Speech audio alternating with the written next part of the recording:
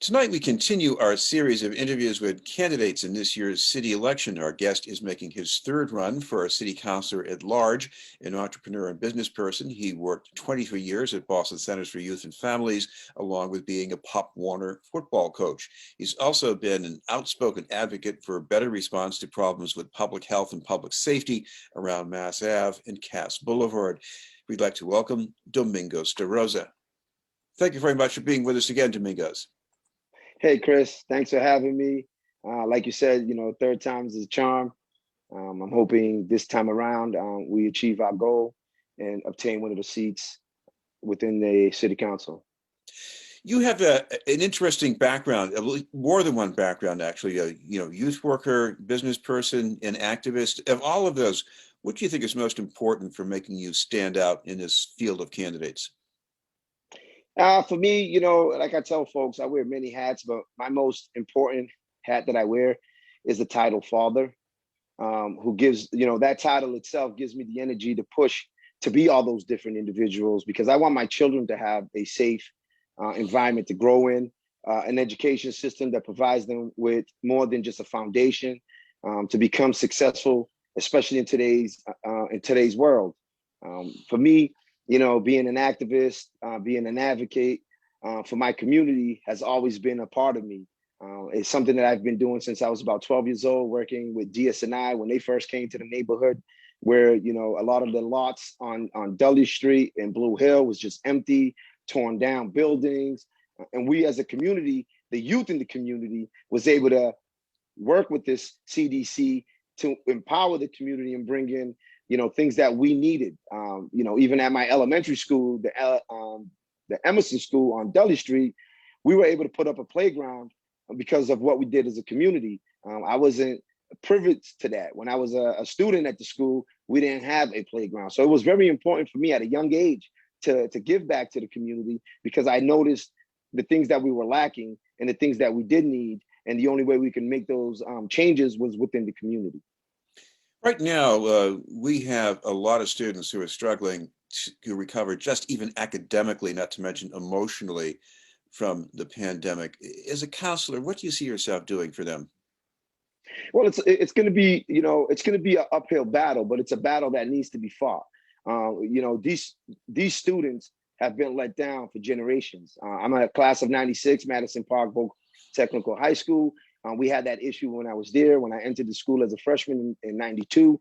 The city was looking to transition by offering the facility to Wentworth. Wentworth was actually looking to buy it because it's already set up where they don't have to expend a lot of expense to repair and maintain the building. But today, BPS continues to cut budgets to low income areas in the city, to our schools that are most vulnerable. We have a 50% student failing rate, which is, for a 41% budget coming out of the city. There's no way in the world that we should be failing any students, especially with today's technologies and the way that we can communicate. But, we still have some gray areas that we need to talk about and be able to fill. We're just catching on to be able to give interpreters to families that speak a second language. And as you know, BPS has been providing second languages classes as far as back as we can remember from the 80s. So, we're just getting interpreters to be able to assist parents, which is our first step, is being able to give parents the ability to communicate with the teachers so they can actually put a plan together that the student would benefit. So a lot of the things that I'm looking at and a lot of things that I like to implement is, as a parent, my children go to school in the Concord system, which is also a public school system. And I noticed the difference between BPS and the Concord Carlisle system, where individual schools are able to raise $400,000 to $500,000 to assist the students by the parents. We don't have that luxury here in all our school in Boston. So that's one of the things that I would like to be able to come out and not just talk about, but actually come out and put the boots to the streets and bring in these parents and also empower these students.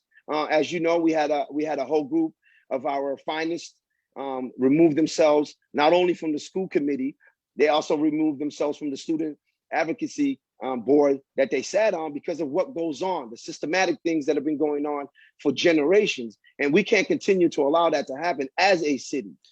Well, one of the things is really hard for me to get my head around, and probably yours too, is that there are these things which we heard are really lacking for students at Madison Park, some of the things that language learners need. And at the same time, the city is spending more of its own money on the schools. So what's wrong?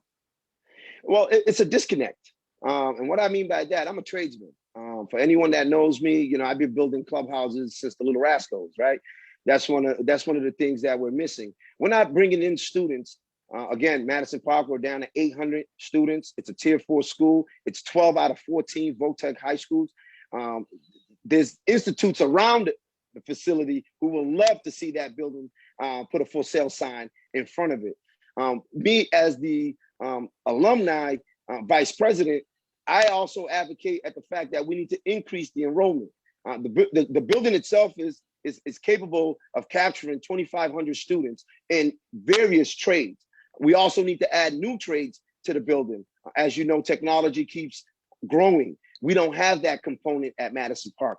So we need to be able to capture the parents and the students at a 6th grade level, where as we do for the exam schools, where we kind of give a placement test. Well, this is not a placement test. This is just an aptitude test, asking simple questions. Do you like working with your hands?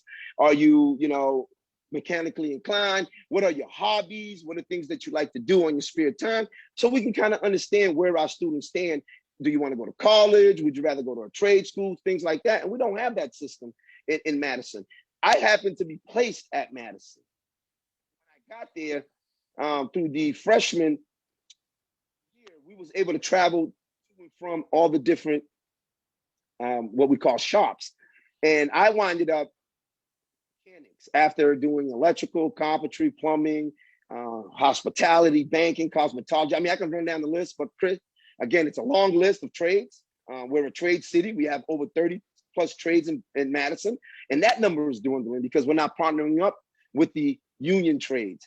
And that's one of the other components that we should be doing, is having these different unions partner up with the school, bring in some of the funds, because as you know, these unions also provide educational training for the laborers. So we want to be able to bring all those things to the table and allow folks who want to be there.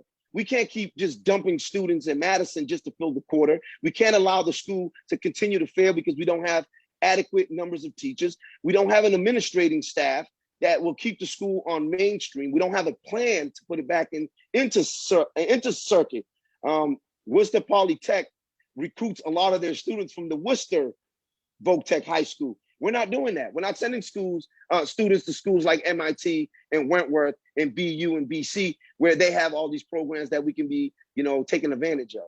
Well, I want to save some time for Madison Cast because people have been raising alarms about that for years. Actually, you took that to another level recently. You took some of those needles that were being discarded, packed them together, brought them up almost to the driveway of Governor Baker and his wife in Swampscott. What did that accomplish? Well, Chris, for me, it was more of it was something I needed to do. The frustration within my community is unbearable. I sold newspapers on Mass and Cash as a 12-year-old. I played football at Clifford Park since I was basically born. This is a family community. My family, when they first originally came to Boston, that's where we migrated to. I lived on Landon Street when my uncle bought it back in the 60s. So my family's been in that area for the last 40 plus years.